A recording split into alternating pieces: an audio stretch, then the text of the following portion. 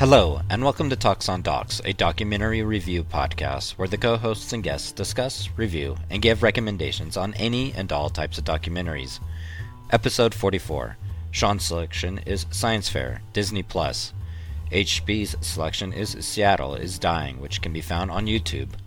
And Sturdy's selection is Breaking2, Disney+.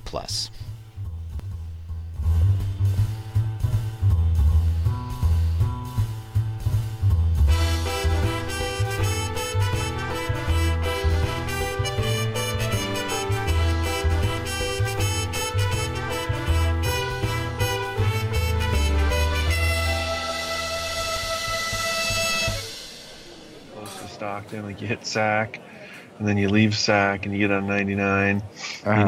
You're about 10 minutes from 8 Mile exit when you smell the cow shit. Yep.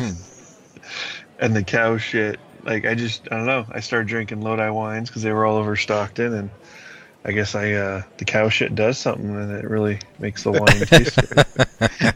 I like a nice shitty wine, so. Anything that says Lodi on it that's a red, I will give it a shot. Oh, nice. Honestly, I've never been truly disappointed from a Lodi wine. Did you guys all see the new Tesla Cybertruck today? The thing looks ridiculous. Tell us how you really feel, Sean.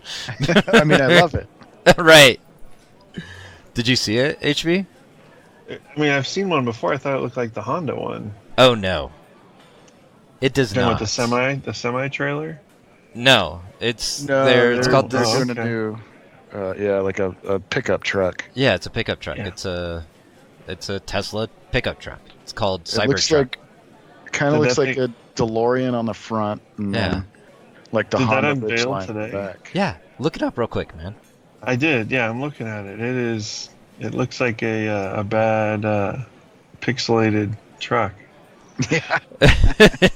What's that thing the kids are into now with like the pixel game or whatever it's called? Minecraft. So, like Minecraft. Yeah, it looks like a truck out of Minecraft. I Yeah. guess. I guess you could say Or that. Tron. Tron. I've also seen It's a Tron truck. This is gonna be a very rough first sketch, right? No, that's the revealing. That is the truck. That's it. That is it. He lost 6% in stocks today after the reveal. Yeah. This is the beginning of the end if somebody doesn't kick him in the balls and wake him up. Well, and he's only selling it for like $40,000. For the bottom end. For the bottom one. There's 3 versions. Yeah, but I mean, you can't buy a Ford for $40,000. No. Yeah, I mean, you get a work truck for $40,000, but yeah, nothing. I'm sure the inside of this thing is, if it's up to Tesla quality, is like closer to 60, 70 grand. I mean, my truck, my Ram was 43, but that's a 2013. Yeah. Well, the top end one has 3 engines in it, and it's got a total tow capacity of 14,000 pounds. So it's the tow on it's pretty much up there.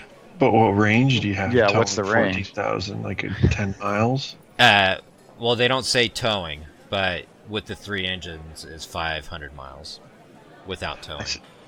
I see that. I'm just wondering, yeah. And that's honestly been my benchmark. It's like you read my mind. If I was going to get an electric car, maybe as like when I retire or something. Yeah. 500 miles has been my thing because I want to be able to get from up here in northern Nevada down to Vegas. Right. And not have to worry about stopping in Tonopah or anything like that to try and find a plug-in. Right. Well, what's the distance to Vegas? 440. Oh, okay. So I just round up a little bit because if you add in on a hot day, you're going to be running the AC the whole time. Yeah. I've heard the air conditioning is terrible in Teslas. Like all the models. Oh yeah. Yeah, it sucks because there's so much window in those things. Yeah, that might kill it. I have ventilated seats in my Ram. Love them. I do the remote start on that thing more often in the summer than I do on the winter, just because I want the seats to cool off. You get in that thing, especially in some gym shorts or something. Gosh, yeah, nice cool balls. Such a 1%er thing to say. I roughed it. I had my old beater trucks and my '86 Buick Century that I beat to hell and back.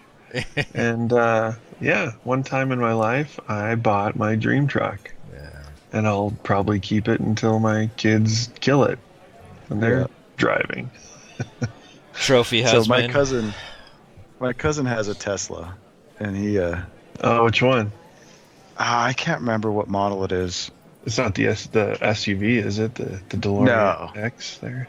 No, it's it's a coupe. But when he bought it, he was basically he gets free charging for life at a Tesla charging station, which they don't do anymore, I guess. But yeah, you have to get grandfathered in.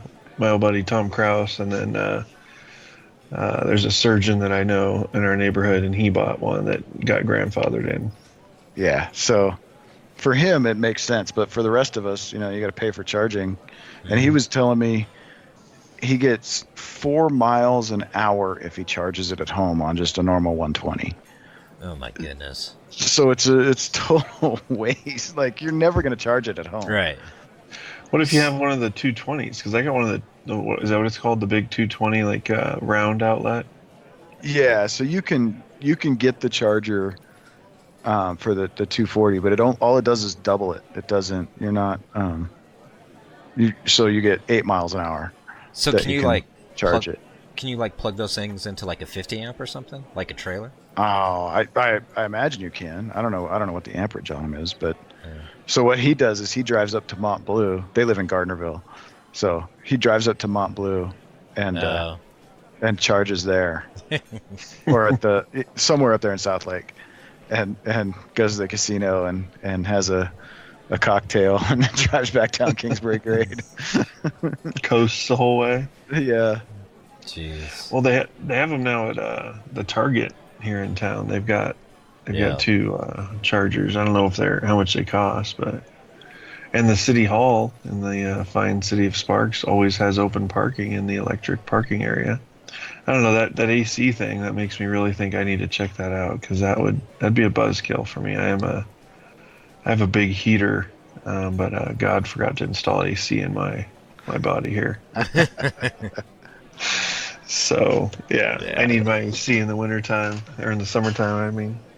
That's what I've heard. That I don't know it from personal experience, but my wealthy friends, they've been in them and have looked at buying them, and that was like one of their major 1% gripes was that the AC was not up to standard of par of their living styles. So, well, it makes sense. I mean, that's why we have all the rolling. You get blackouts in the summer, but not the winter. Yeah, there's people sucking all the AC, cranking the cooling. I did. I went full geeked out today. In I had my couple hours of freedom today. I went and worked on my DeLorean Back to the Future model. Oh. While watching Mandalorian. Nice. Got all caught up. I'm only halfway through chapter 3, so don't spoil it. Well, just in the first one, that's Yoda, right? That's what we're thinking. No, it's not Yoda.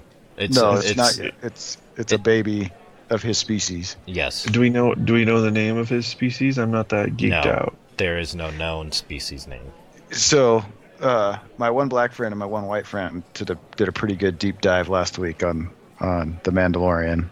And they talked about how Lucas didn't really ever want to explore Yoda as a character, beyond what you see in the film, because he didn't want to really explain him. He wanted to keep him as kind of a mystery. So, which is interesting because he brought in the female Yoda in episode 1.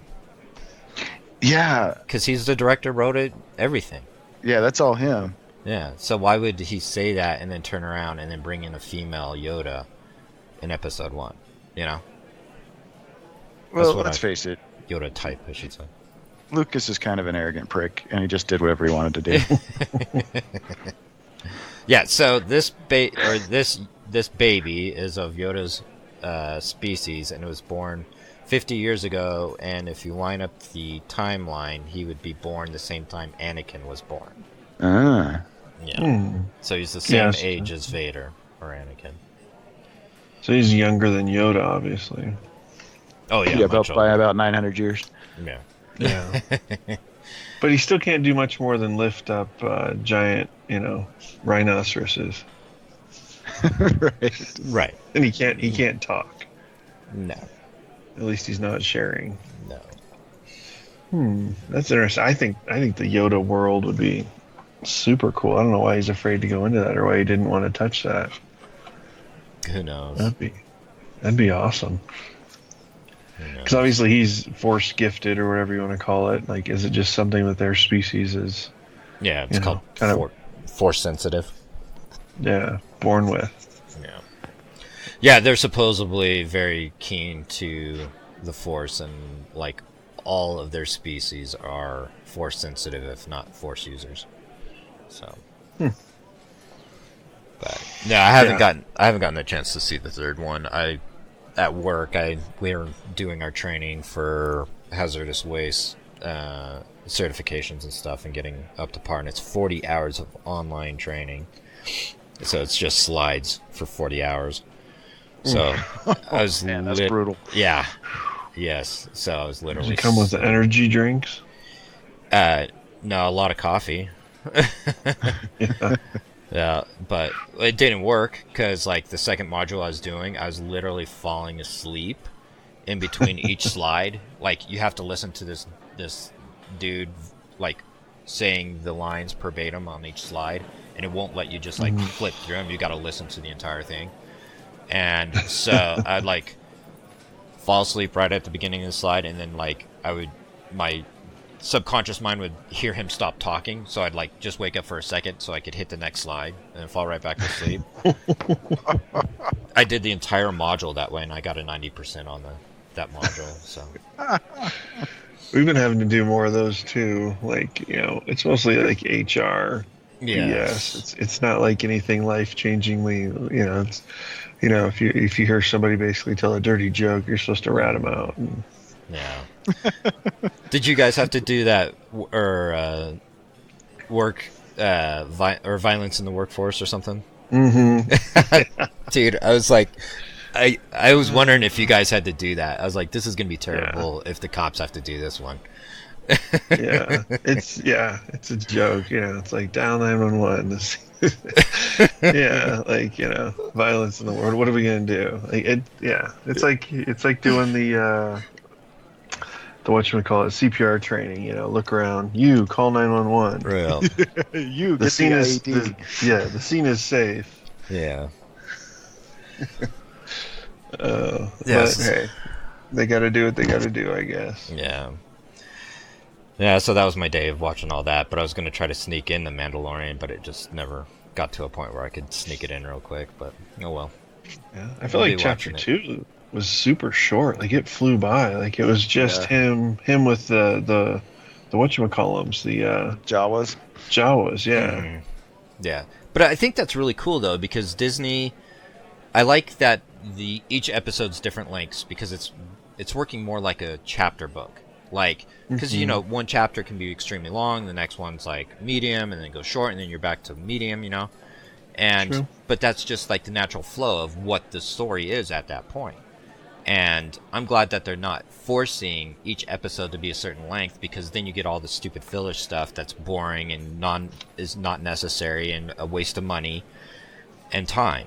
So why not just write it the way that you actually want it, regardless of the time? Just forget about the whole time. I mean, writers don't sit there when they're writing chapters of, I don't have 752 words for this, for this part of the chapter, so, got to redo it or write more words into it.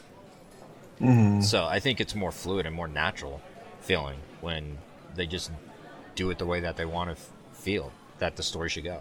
Yeah, I mean, I'm totally sucked into it. As much as you've never seen the character, I think just hearing his voice, which I think was not until chapter 2, was like, okay, he talks. Like, he's got a little personality in there. Yeah. And I'm totally digging, like, wondering what the whole, okay, he's in the guild, which is like, because he's a bounty hunter more. But then there's like, what race is he really? He's humanoid, but what is he? He's a Mandalorian. He comes from a specific planet. So yeah, I guess I get that. Yeah. I mean, I get they've shown the flashback scenes and Yeah. he was a kid, but so I guess he's just, that's what they would call a Tatooine-ween. Yeah. What they call a person from Tatooine, or We're whatever. Earthlings. We're Yeah, Earthlings. yeah. Or Leia is from whatchamacallit, they got blown up. So yeah, I guess I'm trying to grasp who he is and where he's from and what his story is the part that I'm really trying to fill in.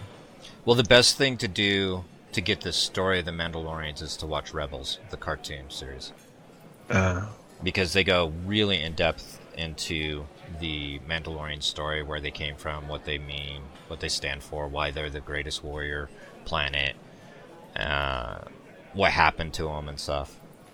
So that's the best resource for it all. Gotcha.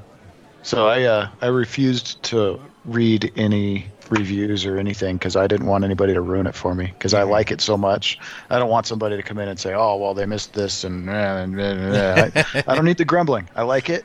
I don't care what you think about it. Well, thank you for joining us. We are Talks on Docs. We are your co-hosts. I'm Sturdy. I'm HB. And I'm Sean. All right, we'll go ahead and go into our Apple Podcast ratings and reviews, emails, social media, and corrections.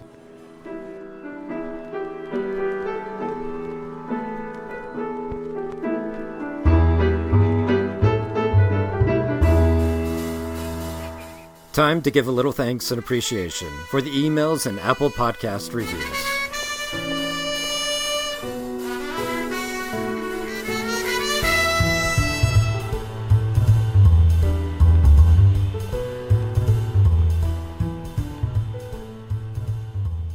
We didn't get any kind of ratings, no emails, no corrections, but that's why I decided to add social media.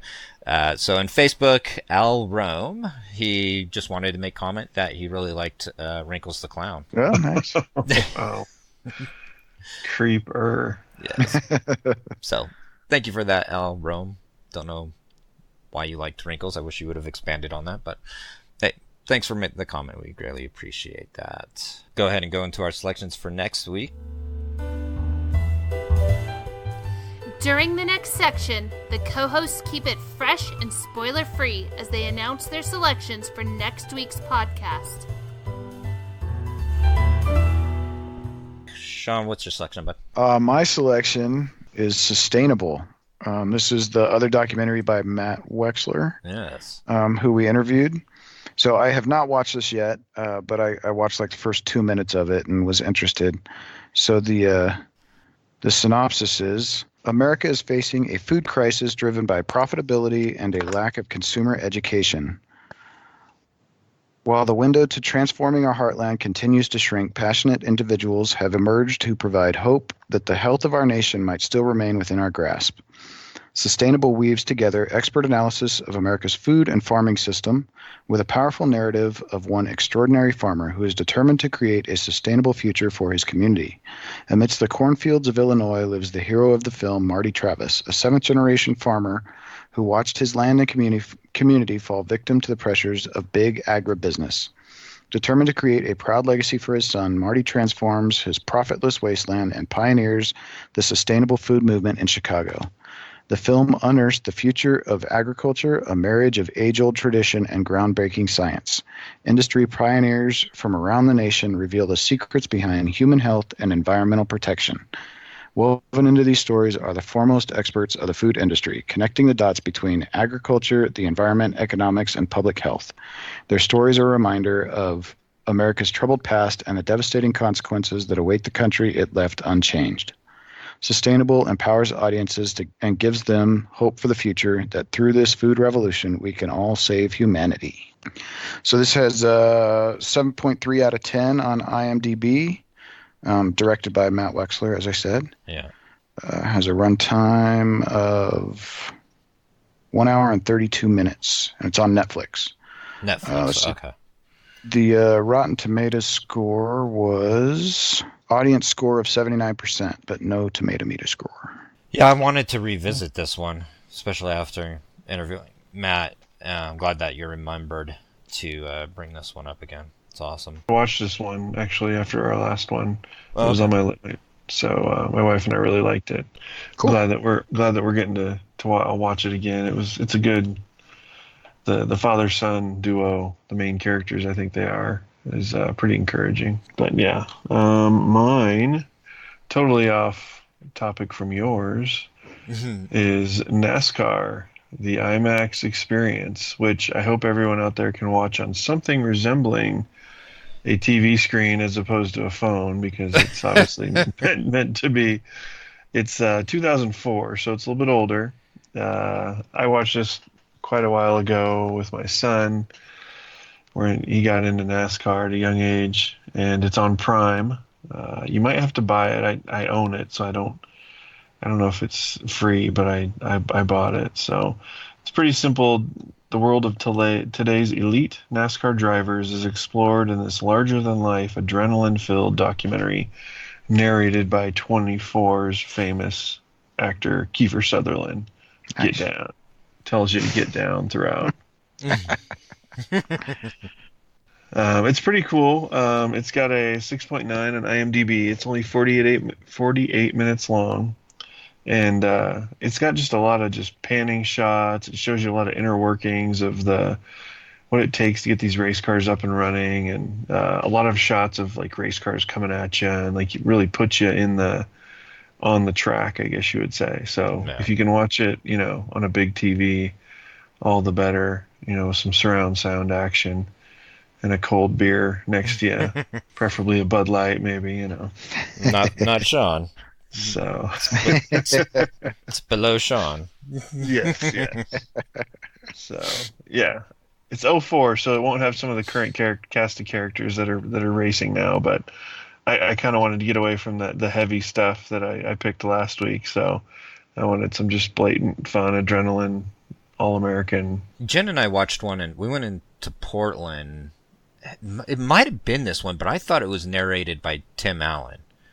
For some reason. Tim has one, yeah. I've seen one. I recall one that's narrated by Tim. It's different. But it's NASCAR, though, right? Yeah, it is. I think it is NASCAR. It might be more towards the bootleg, like roots of NASCAR. Okay. And this is definitely, I don't recall if it touches the history as much. It's more of like the race scene today, like the crazy NASCAR that it is today. So we saw it in Portland, and they have one of those full optic IMAX ones where it like encompasses you almost. Like, cool. Yeah, like those massive like orbital screens. And I got motion sickness from that thing because it was just way too much in your brain, I guess. I mean, there was no way that you could like look or have peripheral vision that did not see screen. I mean, it was all around you. It was intense. Yeah. You'll feel the rumbling. That's the big thing. Like, and I've heard that from people that have been to a NASCAR race. I haven't actually been to one yet, but oh my gosh, you like feel it, like the rumbling. So, well, the most intense is Formula One racing. It will literally shake every cell in your body. It's so intense, man. No matter how much you mentally try to prepare yourself for it, the very first time you see it, because you hear everybody talking about it, you're just like, oh, okay, and you try to mentally prepare yourself, and then that first Formula One race goes by, and you're just like, what in the world just happened to me, man? It is the weirdest. It's a pretty weird sensation for sure. Have you ever been to any NASCAR races or Formula One, Sean? No, I have a Formula One story, but it's got nothing to do with the race. So save it for another time. Yeah, we'll save it for another time. And my selection was Netflix. Tell Me Who I Am. Actually, this came as a recommendation from a friend, a Facebook friend. It's funny, on the podcast, my one black friend, my white one friend, they have it's kind of a battle between who's the biggest fan. Is it me or is it Daniel? So there's this like ongoing battle between Daniel and me of who the bigger fan is. And he actually contacted me and told me that he recommended seeing this one. He's British. He's from the UK, outside southern, I think he said southern part of England, kind of, I would believe out towards Leeds. I might be completely wrong on that. Anyways, the synopsis of Tell Me Who I Am, which is on Netflix. What if every memory that haunts you could be erased? What if something truly horrific happened to you and the person who loves you most could wipe that from your mind? would you want them to? This is the ethical dilemma that 18-year-old Marcus Lewis faced when his identical twin Alex awoken from a motorcycle accident, and Marcus was the only person Alex recognized. With no memories at all, Alex relied entirely on his brother as he tried to understand who he was. Working from the autobiography by the twins, Perkins and the Lewis brothers craft a powerful cinematic adaptation that helps the audience explore their incredible story and remarkable 35-year post-accident journey. It's a profoundly moving examination of memory and trauma, personal responsibility, and ultimately, love. It's got a 7.7 out of 10 IMDb score. Director is Ed Perkins, and that's about all I could find on that one. That's crazy. Sounds like it should be a pretty good story. Actually, I saw it on Netflix and kind of looked into it and kind of wobbled on it, but then when Daniel had gave it a recommendation, I was like, all right, let's go for this one. You want to know what I find interesting is because we always select these documentaries before, and we don't even talk about it before doing the recording, and nobody is ever duplicated. Yeah, that's true. Never. I mean, out of 44 episodes, none of us have ever duplicated the other person's selection. This is the first time that Sean picked one. I had it on my to-do list, so to speak. I have like a memo list. Right. So Sustainable was on my list, so I had to delete it, but wasn't going to pick it. All right, let's go ahead and go into our short doc of the week.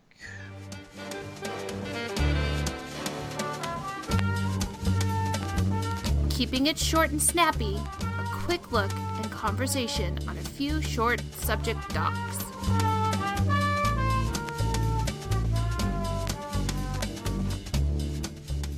The short doc of the week is on YouTube. It's called Meet the Mole People Living Beneath the Las Vegas Strip. And let's just go ahead and go around. What is your rating of this? Sean? It's a low recommend for me. It was interesting, but I could have lived without watching it. And what about you, HB? I'd give it more of a recommend, only because of my history. I lived in Vegas for 4 years, going to college. I've seen other one of these, not this one, but when I started to play this one, I was like, okay, I've been down this hole, so to speak. Right.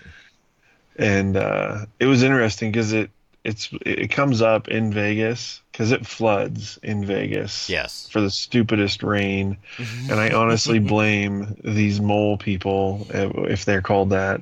Because there are these huge tunnels, like they're huge. They're walking in them. They're 6 feet, 8 feet tall, and these people are living in them, and it clogs the dam. Like that's the whole purpose they're there. They're not meant for daily use. Right.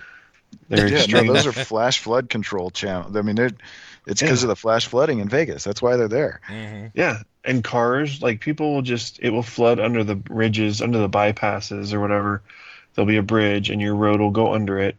And your Honda Accord, you'll be like, okay, I can make it. And you punch it, and you don't. And you ditch your Honda under a bridge that in 2 hours is dry. Yep. Because it's, they can't keep up with the water. And I think it's because these mole people are building too many king-size dams with their beds and tents. Yeah. Yeah, I regret watching it. A guy at work actually recommended it. And I think it might have been because I watched it right after watching the documentary you recommended, HB, and I mean it's just pathetic. It looks like it's a college, film project or something, and like the lighting was terrible. It's like, as a cop, most cops know how to use their flashlights better than these guys, and they're trying to make a professional documentary and stuff. It was annoying of they're constantly flashing the light in the camera and on the people, and the editing was terrible. I mean, it was just chopped together, and I can see why it's only on YouTube and probably will only ever be on YouTube. It's just poorly made, and they really don't get anywhere with it. I was just like, oh, okay, let's go talk to the homeless people and get their stories, and who knows if their story's a bunch of BS or what, and I don't know. I might be jaded from previously being a cop and dealing with homeless people in the past. I don't know. That might be part of it. The hard thing is too, when you compare it to Seattle is Dying, it's right. it's a watered down mini version of it. It's not. And I feel like this could have been so much more, this documentary. I mean, they do so much, like, teasing of, like, there's the heroin tunnel, the crackhead meth tunnel, there's, this tunnel, that tunnel, and they just don't go into it. I mean, I feel like they could have made this so much more, and yeah, they could have polished up their footage and their angles and their light. Like, they allude to in one scene, they had to get out of there real quick, and all they do is say, hey, we need to get out of there real quick because the guy walked by that you guys shot with the camera real quick, and he had his hand on his gun, and he was down there to score dope. Well, then show, like, a flashback scene of that your camera caught, or, and show us, like, that shadow that was, like, a dude with a gun, stuff like that. They should have, and they had so much more that they could have done, but I was like, we're going to talk to half a dozen people, and, how about we go down there when it's, like, a flash flood? Like, go down there an hour after the the rain. Right. Because it's only a couple hours, and, like, talk to these people and see what the devastation is, because you're going to have some hurting folks. So yeah, I was very underwhelmed, I guess. I'm curious as to where those drains lead out to. Is it just like out into the open desert, or does it like into rivers that go out to Lake Mead? Or no, there's no, as far as we knew, there's no rivers. I mean, there's the Colorado that gets into Lake Mead, but they just lead out to the open, dry desert areas where they want it to wash out there real quick for a minute, for an hour or two. You have like a little pond, and then it just dries up. I mean, the ground is so dry, it can't soak it in immediately, but it's by the next morning you wouldn't even have known there was rain. So whose responsibility is it to go out there and clean up the mess that's been washed out there? So their king size mattresses, their apartments that they've built and stuff in there. The needles. That would be the Vegas environmental protection officers with backhoes. Yeah. Right. Now screw that. I ain't doing that nonsense. Well, the nice thing is they're not connected to a stream or something. So then, because if it was going into the Truckee, we'd have big issues. Right. Totally. Well, it never freezes. Like they barely touch freezing once in a great while down there. So, it's not like anything ever stops flowing. I mean, they get rain, they get snow. It's always water. It's always drying out. It's not like frozen. And like our Truckee River freezes, and you can deal with it differently in the winter than you can in the summer when it's running high. Yeah.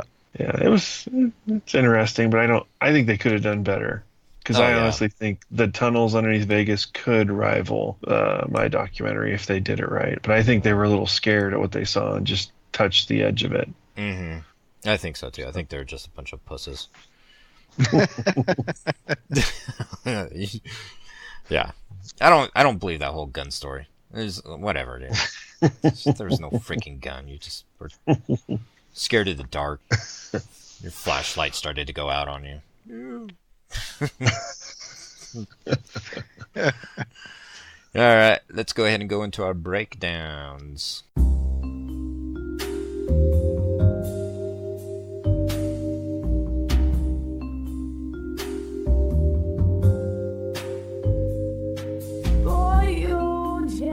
Prepare to be spoiled.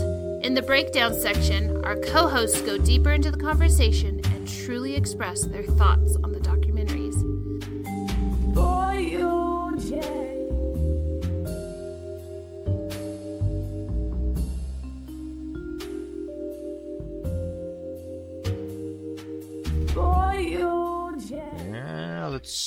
Sean, let's go ahead and start with yours. Scientific Fair. Let's go around and give our reviews. So my documentary was Science Fair on Disney Plus. It was 9 high school students from disparate corners of the globe navigate rivalries, setbacks, and hormones on their quest to win the International Science Fair.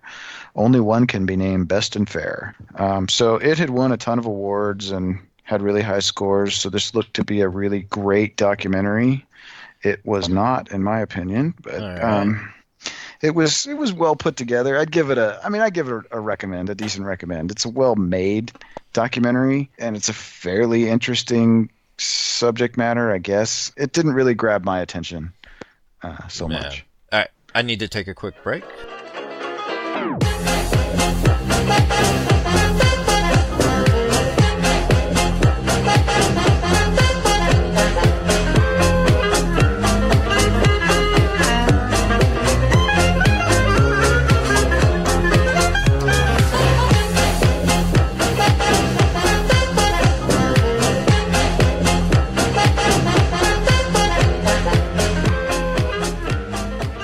Still standing? Yes, I am back, and the house is not on fire. Just all the kids are deciding to stay up when they're not supposed to be, and so the only thing on fire is my wife's head.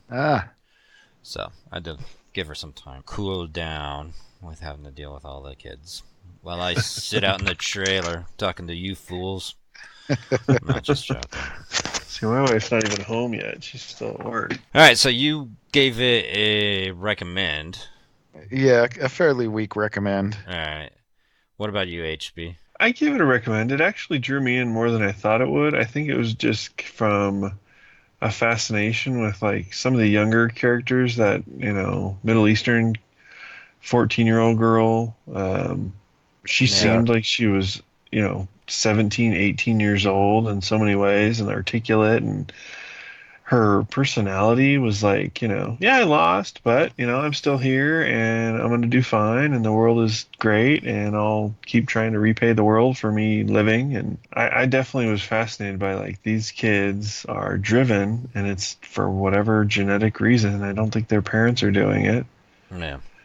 And then the Brazilians, I thought it was enriching and, endearing that our world is not crumbling and decaying. There still are people that are just driven genetically to do things like this. Yeah.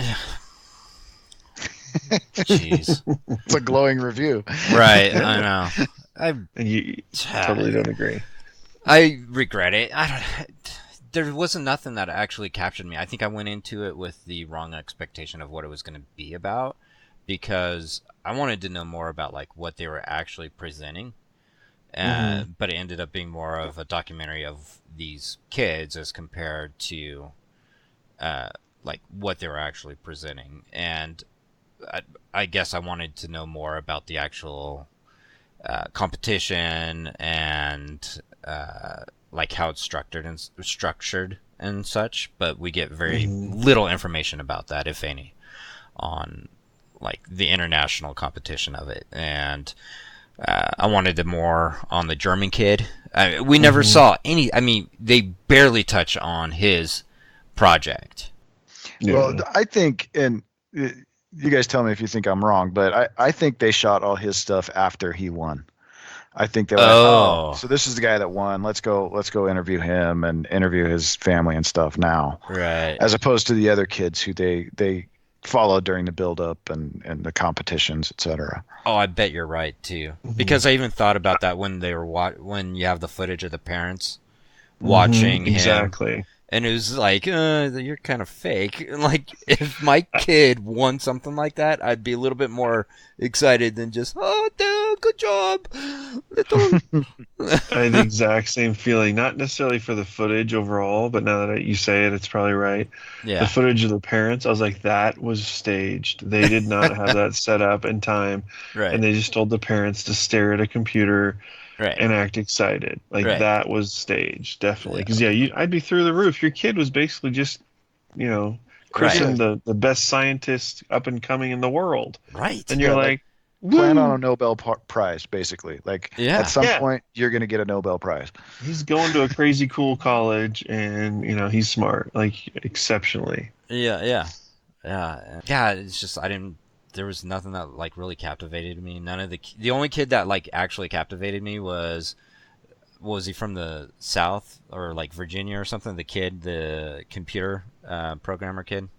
Long-haired one. Yeah. I was hoping he was gonna do the final showing of his in one of his flowery shirts, but he failed me. I was like, man. Yeah, I was kind of disappointed when he did the final interview in like a white shirt and tie. Yeah, he let me down, man. He didn't truly represent, man.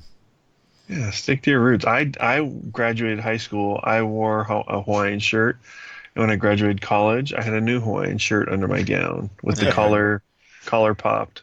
Yeah. Nice. So you let us down, Ryan. That was his name, Ryan. You let us down. Should have kept the Hawaiian theme going, man. Yeah. I definitely agree on the German thing too. That we needed more. Like honestly, I was like, this is a flying wing. It's a stealth bomber. It's been around. Why is it cool? Right. Yeah. I also wanted to know more about the meat camera that the one programmer kid brought up. He was an idiot. So is that so worthless? So is that like is that like the next generation's version of a dick pic? The meat cam? The meat camera. I thought that's what he was talking about, but maybe I was wrong. It's checking a whole different temperature, I think. He was honestly the whole time, I'm like, he cannot be, like, he is here because he's either got, like, parents that are funding this. Like, he is the one that is barely hanging on, like, mentally. Like, he is the dumbest of these three. And then the fact that he went to Northeastern or whatever, and the other guy went to Carnegie Mellon and Harvard. Right? Yeah. You're the idiot party kid of the bunch. Right. Just be happy you were, like, the tag-along. Right. Yeah. With mono. Right. Yeah. I don't know if it was the beginning of this, because we had Jack, that really flamboyant kid at the beginning, and him winning the at the very beginning. He just almost like the narrator. Yeah. Well, they started the whole documentary off with him, and then you don't have him at all until the very end. Well, he cuts in with some, like, you know, what it's like in this moment interviews. Yeah, like in the third half of it, third quarter or third part of it. But his hair sucked. I hated his hair. Justin Bieber is a father now and old and lame, so stop it. Yeah, the dude was just so annoying, and I think that just kind of gave me a bad taste right at the beginning of the documentary. I was like, dude, you're an annoying kid. So what'd you think of the teacher from that school in New York? Jericho? Yeah. I told Jen we're moving to New York just so our kids can go to be in her class, man. She's legit. She is no joke. Like, no social life. Yeah. You know, like, just in the kid's dish. Like, I told you to change this. Did you not edit it? What are you doing? Right. Yeah. I was just waiting for her to be like, you know, grab both butt cheeks and pull hard because your head is still stuck up there. And then, like, on competition day, or, you know, on the day when they show everything, she's like, we gave him chapstick and breath mints, and, you know, they got a goodie bag to get him through the day with all the essentials, because you're gonna get chapped lips. So make sure you put your chapstick on. Right. Well, she's impressive because she got how many students in? Like 9? She got 9 students into the International Science Fair. That's absolutely insane. Yeah, that's crazy. And 7 of them placed, was it? Something like that? I thought it was 5, but yeah, it was a lot. Yeah. I mean, 1 is a lot. Yeah, no. Well, yeah, she had a couple, at least one first place. Yeah. Mm-hmm. Yeah. I was pretty impressed by her. I was like, man, she is no joke. Like, these kids, that's another thought I had about these kids. So when my wife went to pharmacy school, she discovered, you know, that 18, 19, 20, 21 is prime age. If you are at all prone to mental illness and you're in an environment where it's induced due to stress, that's when it's going to rear its ugly head. These kids, I was thinking at one point, how many of these kids in 5-10 years are going to be drooling in a corner because their brains melted down and they basically developed, like, OCD off the charts or some sort of mental illness that they just overcooked their brain, and they might have been able to get through it if they hadn't maxed out the torque in high school.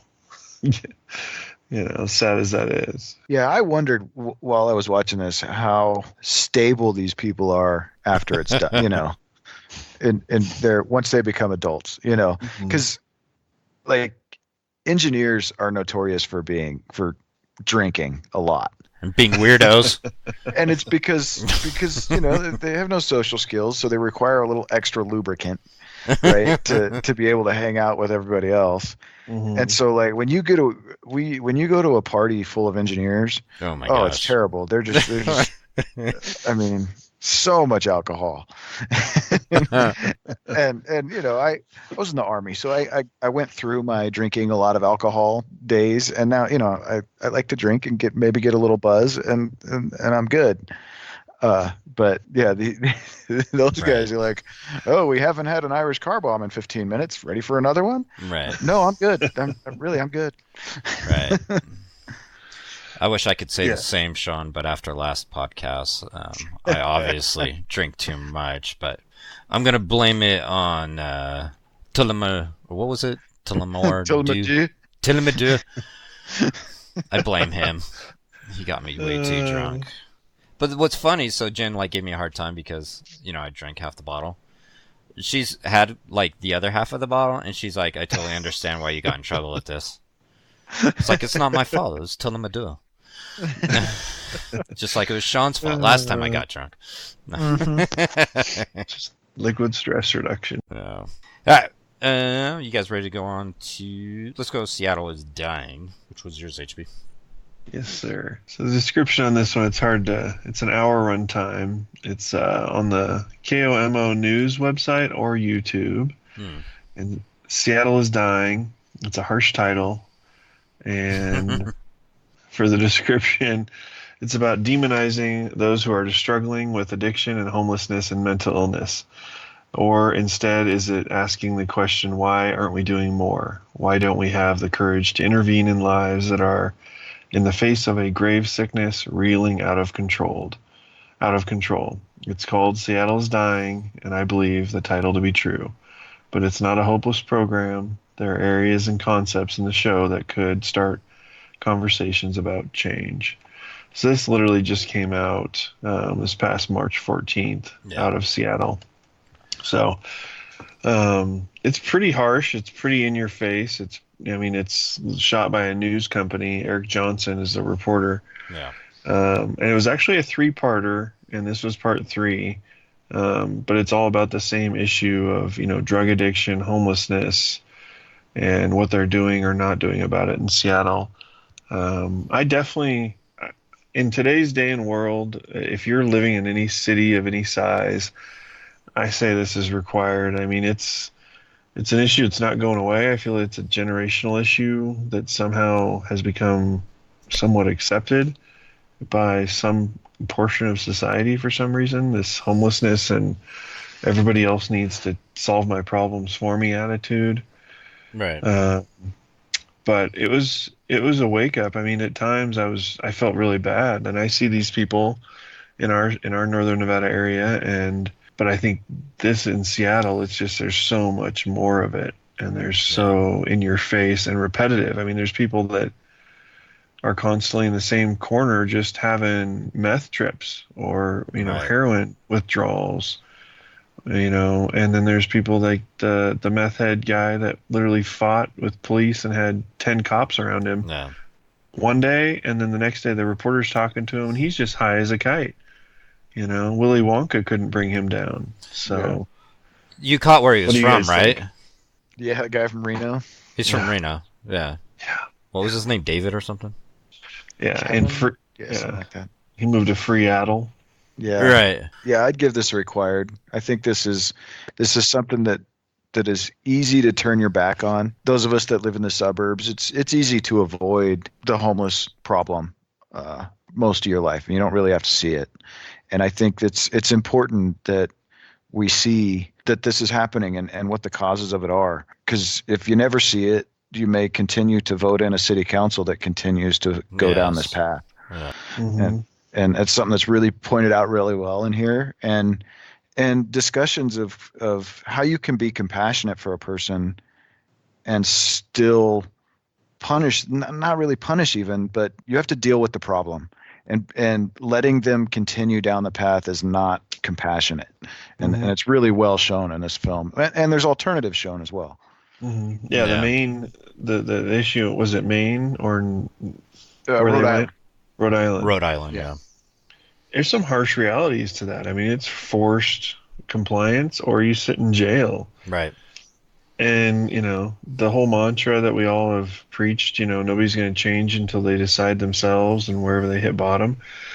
you can still stick to that, but there's a time where it's like, okay, we are telling you this is not okay, and we are forcing you to do this, or you're going to do some crazy hard time without, counseling. But here's the counseling as an option, and here's the services. I thought their option was great. I imagine the money is crazy high though, as far as what it costs. Absolutely. So it's pretty hard to do, Rhode Island's a rather small state, all things considered. So, because they said they were dealing with $1 billion in expenses for the homeless that they're spending. That's insane, dude. But, and I think that's how you sell it to the public. Is you go, okay, this is going to cost a lot of money, but how much money are you paying in stolen revenue every day?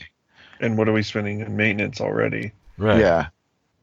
And just trying to clean this stuff up. And all I could think for you, Sturdy, was, man, the environmental impacts of having those terrible tent cities.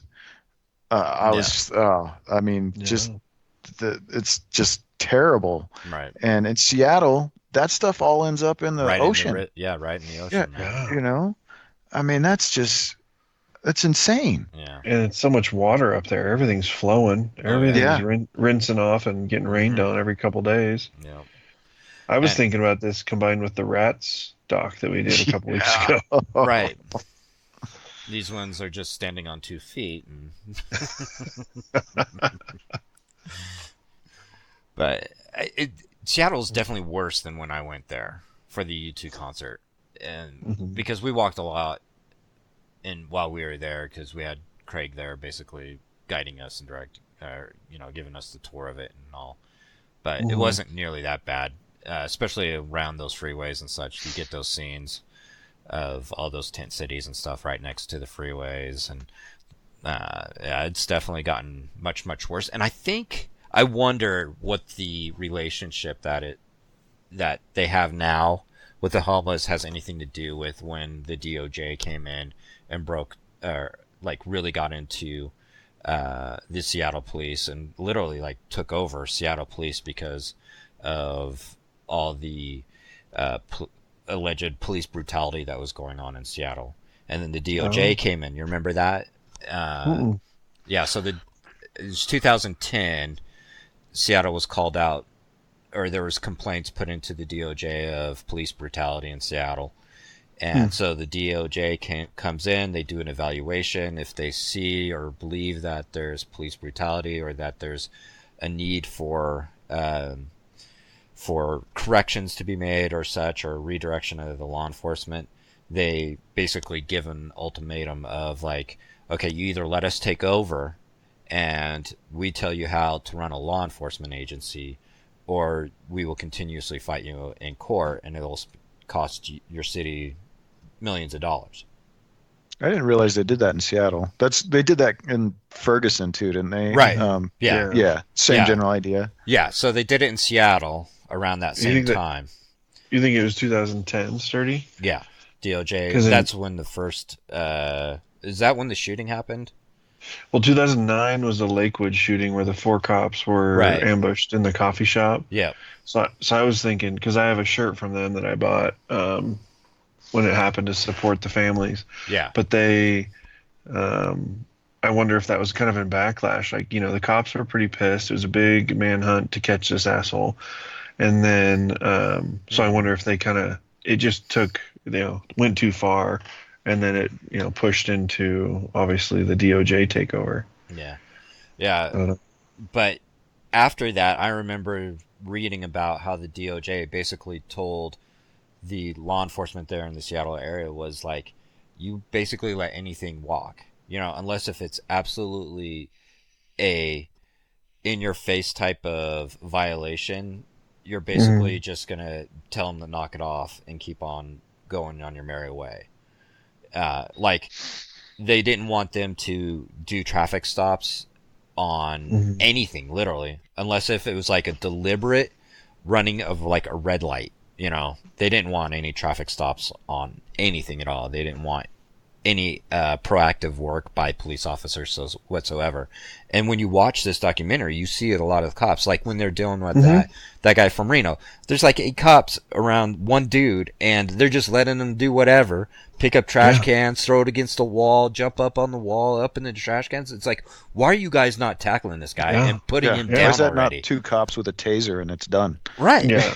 Yeah. Let's make a plan. You talk to him, we tackle him, we're done. Yeah. And it's like, this is way too much time being wasted, too many cops, and nothing's getting done. You guys are letting him literally destroy public property in front of you.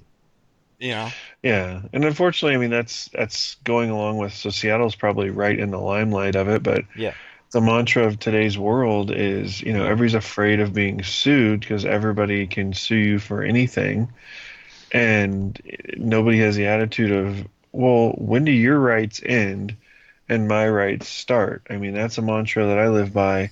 I can do what I want up until a point where it starts pushing somebody else's bubble. And my rights end and their rights start, and I need to respect that, because someday somebody's going to do that to you, and you're going to want their rights to end and your rights to start, and somebody to be able to defend those said rights. I mean, and for me, it's when did enforcing the law become a violation of someone's rights? It's the law. We're just asking you to enforce the law. Homeless, colored, black, white, Hispanic, purple, green, it doesn't matter. You broke the law. This is what happens when you break the law. And it's been one of my gripes for the last probably 5 years, 6 years, is that we don't enforce laws like we should. If there's a speed, they lowered the speed limit on my street from 45 to 35 because somebody made an illegal left turn and got nailed by somebody going 55. Well, if we enforce the speed limit and we enforce illegal left turns, nobody gets hit. And instead, we lower the speed limit and you still have people driving 55, but because we're not enforcing the law anyway. Right. And so I'm the chump because I'm the guy that drives the speed limit. Right. Get honked at.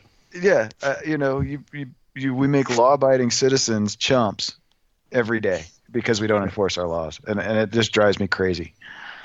No. So I also, this documentary came up. So I had a friend of mine at work that went to some training up in Seattle last week. He was actually there for like 2-3 days. And I was surprised. I asked him, he hadn't seen this documentary, and he actually said that he went into it with the same attitude of, he'd heard about the homeless issue and expected the homeless issue and was very much surprised. He did not see it to the extent that he thought he would see it. He was downtown a lot. He was going to training. He was obviously staying in a hotel, but he said he walked around and, tried some new food places and, was exploring. And he actually had the attitude of, Seattle is awesome. I would potentially like to live there. And he was, so I brought this doc up to him and told him he knew about the news agency because he'd watched their news, but he'd heard of KOMO. So they're obviously keeping it very under wraps if possible. Or maybe this news company just knew where to go since they're a local news company and where the problem truly was. But he was not of the same feeling that it's everywhere in your face. Yeah. But something has to be done. I don't know what the attitude problem is or what the issue is. I mean, yes, meth is a huge problem. Right. But I'm sorry, there's laws in effect. I mean, the old attitude of, broken windows and broken down cars attract more problems. Right. It's like cockroaches, whereas one cockroach, there's probably 2 more that you can't see. Right. And, if they don't do the small things to maintain their city, which, you can have parking enforcement, you got to enforce the crappy cars because you get one where they go, okay, I can park here, I can park here, I can park here. RVs, I can park here. Well, he did, I did. And then you have to keep track of the little fires because the little fires turn into a forest fire. I like the scenes of them going into the city council. That was a freaking joke, man. What kind of city council meeting was that? Because it was literally that's the I think those are the symptoms of the disease. That when you see people at a city council losing their mind, yelling at the city council, it's only a matter of time before those people just decide to take it into their own hands. Right. You can only tolerate it for so long. Everybody wants to do the right thing. Right. And Well, you've seen this here in Reno with some of the parks. You know, that there's a Facebook group, basically it's like that picket park problem. And then, they basically are sick of people homeless taking over the park. Mm-hmm. And the city council won't do anything because Reno's right in line with Seattle as far as the path they seem to be going. Yep. And the picket park crowd basically said they're going to go out there and call the cops on anything that they think could be enforced, and they will sign the complaints for any violations of these misdemeanor laws in the park, everything from camping to defecating to urinating. And then sure enough, within a couple days, the Protect the Homeless type Facebook page pops up. And it's really, really protect the homeless, protect the people that are pooping and peeing in the place that you want to take your small child. Right. So, and I've heard firsthand from some of these folks on our borders that deal with Reno PD that they have been told that as long as they're not bothering anybody, they are a protected class and no enforcement will be taken on them. And they've been told, in Sparks it is not the same. We're not doing them any favors, and that's something this documentary really points out well. Is we're not doing them any favors by letting them keep this up. Mm-hmm. No. The crime rate was kind of surprising to me. They have that one, Seattle and San Fran. Yeah, San Fran were the top cities throughout the nation. And New York was like last. Yeah. It was lowest.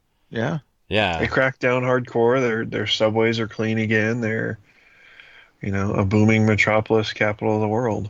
Yeah, and like Los Angeles was like below the middle line. And then you had Seattle and frickin' San Francisco at the top. I was like, wow, okay. I know it's a per capita, but still, that was kind of a shocking graphic. But, I mean, the whole system is broke there as well, too. Mm-hmm. It's not just like, you can't blame it on the cops, because the cops can only do so much from the troubles that they probably got from the DOJ, but then they take them in, and the city attorneys are doing nothing. Or the judges. They released a guy for selling meth in 3 hours. On the courthouse steps. Yeah. How do you do that? He's selling meth on the courthouse steps. Yeah. And their standard for what a personal use is insane. 30 hits of meth is personal use? Are you kidding me? Yeah. That was dumbfounding too. It's just, they obviously have given up on any type of war on drugs in Seattle, but now look at what their end result is. Mm-hmm. But I feel sorry for those small businesses and stuff that, started up there. Now they have to deal with all these guys coming in and stealing all their product and goods and such. It's just like, I mean, that's what gave me the idea of starting my own mafia there in Seattle. So you guys good with that? We'll go up there and we'll, provide protection to the businesses and take care of their homeless, for a small fee. For a small fee, monthly fee, we'll protect you. There's a Christian Slater movie where the police are privatized, and that's basically how they work. It's a tax that's standardized, and the police departments are privatized. Yeah. And he inherits his dad's police department. That's right. I think I've seen that. Yeah. So I did actually go to Seattle's website just now. The recruit starts at $28.99 an hour, and step 1 is at $39, and then step 6, which gets you up to about 4.5 years on, you're at $51.06 an hour. Wow. So, yeah. And really, you don't have to do anything. Apparently, you just ride around. Yeah. You're not going to be allowed to enforce any laws. So, yeah. That one dude called him Twinkle Toes. He's like, the cops in Los Angeles are different because they actually have power and they know how to use it. Here, these Twinkle Toes can't do anything. It's like, oh my gosh. That's got to be terrible. I couldn't imagine. I mean, You don't go into the that guy's field. right. Yeah, you don't go into that field because you want to, I mean, Yeah.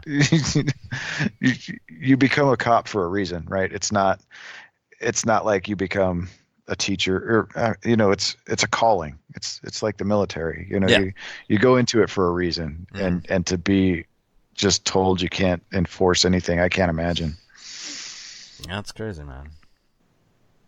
Or you're told to do things that are straight up not going to work. Yeah. Yeah, right. It's been proven time and time again that what you're being asked to do is not going to work.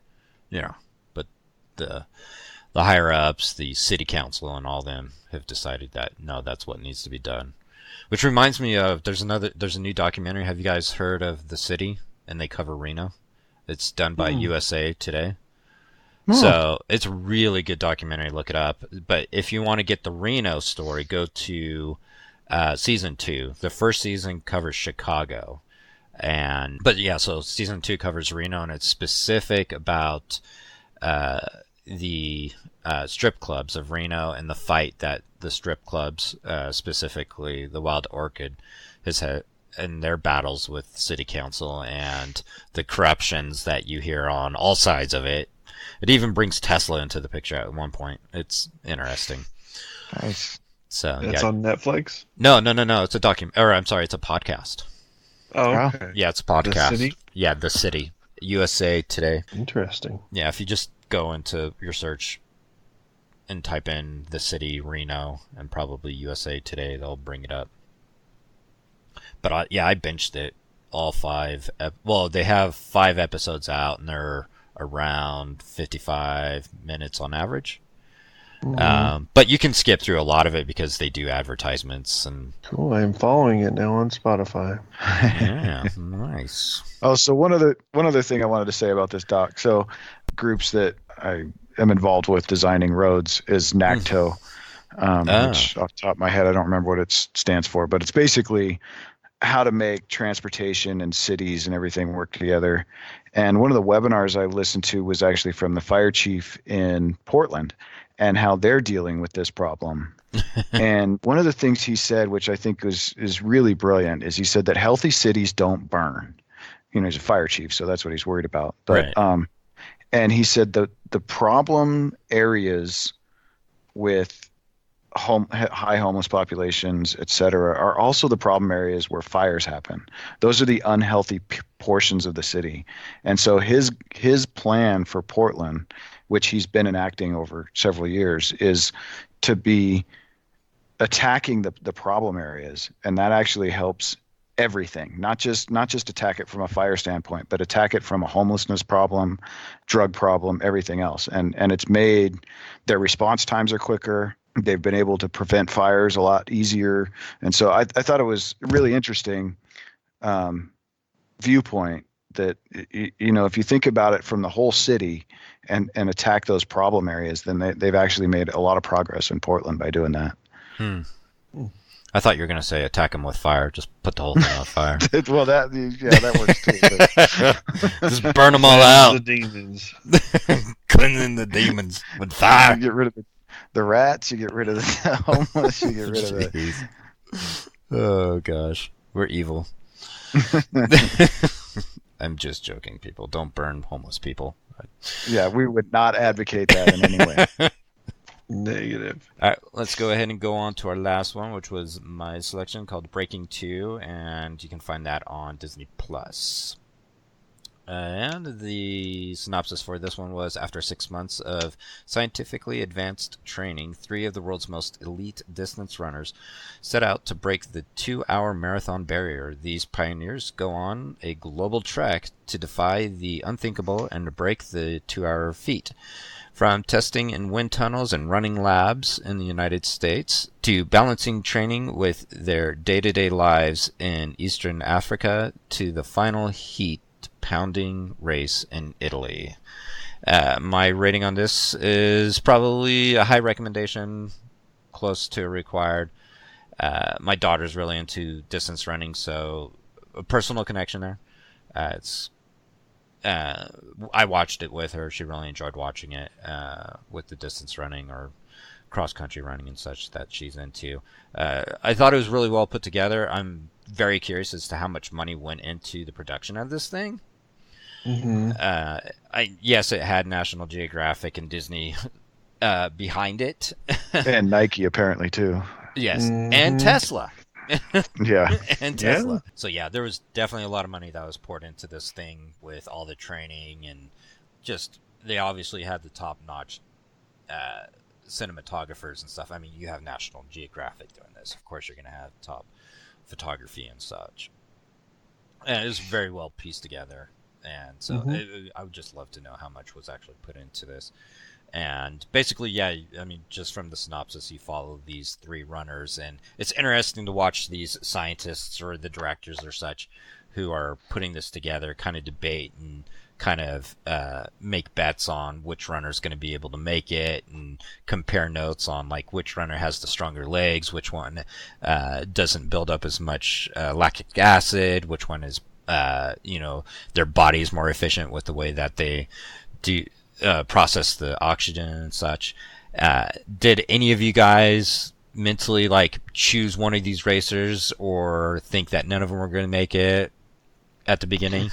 I thought the half marathon guy, I can't remember his name, but the guy that holds the record for half marathons, I thought for sure he was going to be the guy. Okay. Because I figured with all the medical and the engineering and all that stuff, they'd be able to get him to extend his range, because he clearly already had the speed. It was just a question of range for him. So right. I really thought he'd be the guy. What about you, HB? I really came to like Iliad just as a father, as a person. He seemed to have the mental game the most under control. And when I run, as much as I hate it, it is all mind effing hell. Yes, absolutely. And so I felt like he had and once I saw that, he had a scene with his family, I really bought into him. Like, he has this as a lifestyle. He's very humble, but he has the mind game mastered. And so I believe that he could push his brain to push his body. Right. And didn't he make a statement like that? Like, it's not about your legs or your body. It's all really more about your mind. Was it him that said that? I don't know if it was him, or it was the guys evaluating him, but they're like, yeah, that guy has it. He's the perfect runner. Right. Yeah. And that's who my money was on too, was him. Because of that mindset mentality of it, is like, okay, he's if he's gonna have to be able to push through it, he's gonna be the one to do it. And so the documentary goes on. You watch a lot of their training and some of the struggles that they have in the training, and they do a half marathon run to basically see where their time is coming in, because in the half marathon they had to get under, what was it, 13 minutes? Or no, that was the pace, right? It was, under an hour. Yeah, 59. Yeah, that's right. And 2 of the 3 were able to do it. And so you get this little bit of hope that they're going to be able to do this, and their times are coming in really good. And yeah, I mean, it was just interesting to see how they were so concerned about just like seconds, Oh, and you're thinking about 2 hours, and you're literally worrying about like 3 seconds. Well, that's the thing. Iliad missed it by 1 second a mile. 1 second. 1 second. Yeah. So to spoil the end of it there, Sean, he does he doesn't do it. He misses it by 25 seconds. 25 seconds. 1 second a mile. 1 second a mile, man. Just 1 second. And he went home and went, I could have got 1 more second a mile. I know I could have. I know, right? Yeah. So to follow up with him in October, just a month ago or so, October 12th, he did a challenge called the INEOS challenge, and he ran it in 1:59 and 40 seconds. No way. Wow. So it's not considered an official international association of whatever runners, but it's documented that he did it. It was kind of like this, but it was just to see if he could do it. They did the rotating pace guys like this one had.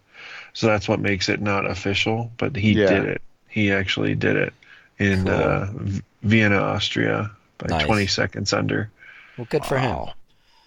So he's not a loser like I was calling him at the end. No, that guy is awesome. He really is. Like you were saying, HB, when they show his family life and how he takes care of his business and you know, he runs for the pure joy of it, I think. And he was humbled even when he missed it by 25 seconds. He was still humble. He wasn't upset. He was, you know. Yeah. Mm-hmm. It was still a record for all of them. I think they all set national bests. Yeah, they did. It was crazy when they were talking to that one guy. He'd never drank water during running a marathon. Yeah, they're like, crazy. Oh yeah, he's going to be able to gain minutes by drinking water. I was like, he never drank water. I thought for sure he was going to be the guy, because I thought, you know, you get him doing, because he had, you know, it's like they talk about. You got two high school athletes, both good at football, right? You got one that's got perfect form, and you got one that sucks form-wise, but they're both getting the same hits or get the same amount of tackles. You take the guy that sucks because you can fix his form, and he's going to be better than the guy that's got perfect form. Right. Mm-hmm. Right. So that's where I was thinking, okay, this guy, he doesn't drink any water. Mm-hmm. He just needs to fix his mental game a little bit, and he's there, right? He's already got the speed. They were talking about his lactate was just off the charts. Like he could run forever and not have any lactose problems, you know, or lactic acid problems. Yeah. And so I'm thinking, oh yeah, that's going to be the guy, you know. Yeah. I was wrong. So this made me think of what the longest distance was that I've ever run, and it's not quite the same. Obviously, I did a Tough Mudder about 7 years ago, and that was just over 12 miles, with a lot of obstacles in between. So that was the longest I'd ever run in one span, and it was nowhere near any sort of record pace with all the obstacles, but it was 12 miles, and that was impressive for me. What's the longest you guys have ever run with your military days? Oh, freaking maybe stupid air assault tryouts. What is it, a 5K for the air assault or a 10K? I think it's a 10K. Yeah, I think it is a 10K. Yeah, it was 10K, and you also have to have a weighted bag or backpack on you as well too, and you're in freaking combat boots. It was a hellacious. Comfortable. Yes. Yeah. It was hell. I've run the Reno Tahoe Odyssey twice, which it's not a continuous, but I ran 17 miles over a 24-hour period, because it's 5 miles and then 6 and then another 6. Yeah, so 17 miles. Sleeping in a van as they're just driving along. Yeah. It's fun though. I did it. That's back when I still smoked. So I ran. That was my favorite part about it. Is I'd run my first leg and then get to the finish line and pull out a cigarette and have a cigarette while everybody's running by. But I quit smoking and I quit running. So it's been a while since I did any of that. That's impressive. The Odyssey is legit. We got an Odyssey team, so that's no joke. Yeah, it's the last leg is brutal, because you're so beat and you haven't really eaten anything healthy. You know, you've had some food, but haven't eaten very, very healthy. And my last leg was from Sturdy's house to Double Diamond Athletic Club. It's about 6 miles and it's all flat. You know, once you get out of the foothills, so the first mile has a little bit of downhill, and then after that it's just dead flat, and your legs are toast. Yeah, I mean, there's elevation. I mean, that's one thing they did in this documentary. They were talking about like 600 feet, I think was the elevation of that track they used in Italy. I mean, we're at 4, 5, 6, 7,000 feet. You know, with the Odyssey. I mean, we're way up here in northern Nevada, so it's different. It's not optimal running conditions. No, not at all. Well, I think that's going to go ahead and do it for this episode. Thank you for listening, and see you next week.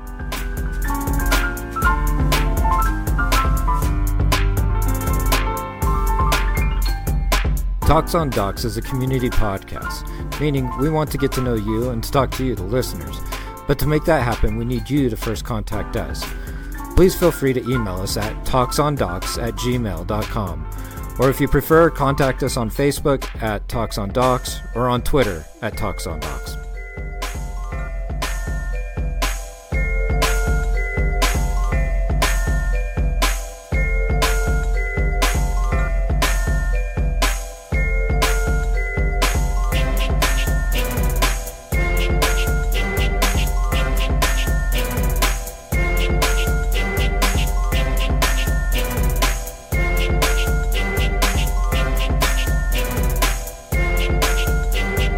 Beautiful day in the neighborhood, beautiful day for a neighbor. Would you be mine? Could you be